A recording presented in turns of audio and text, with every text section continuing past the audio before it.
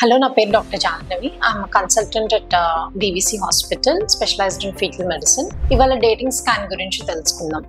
Dating scan అంటే ఏంటి?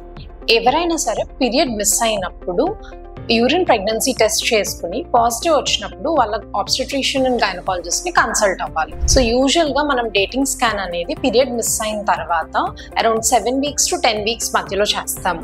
In case ఒకవేళ తనకి previous history of ectopic pregnancy ఏమన్నా ఉన్నా సరే, ఏదైనా స్పాటింగ్ ఏదన్నా ఉన్నా, పెయిన్ అబ్డోమెన్ ఏదైనా ఉన్నా ఇంకొంచెం ముందే చేయాల్సిన అవసరం ఉంటుంది అనమాట.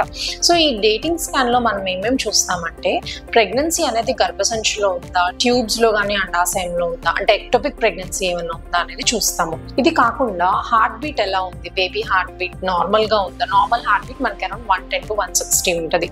సో ఏమైనా హార్ట్ బీట్ తక్కువగా ఉందా, ఎక్కువగా ఉందా అనేది చూసుకుంటాం. సింగిల్ ప్రెగ్నెన్సీ ఉందా, లేకపోతే మల్టిపుల్ ప్రెగ్నెన్సీ అంటే ట్విన్స్ కానీ ట్రిప్లెట్స్ కానీ ఏమన్నా ఉన్నారా అనేది చూస్తాం. ఇది ఎస్పెషల్లీ IVF ప్రెగ్నెన్సీస్ లో చాలా ఇంపార్టెంట్. ఇది కాకుండా గర్భసంచి పక్కన అండాశయాల్లో కానీ ఇంకెక్కడైనా గెడ్డలు ఏమైనా ఉన్నాయా, గర్భసంచిలో ఫైబ్రాయిడ్స్ ఏమైనా ఉన్నాయా అనేది తెలుసుకుంటాం అనమాట. సో డేటింగ్ స్కాన్ అనేది ఖచ్చితంగా చేయించుకోవాల్సిన ఎర్లీ ప్రెగ్నెన్సీ స్కాన్.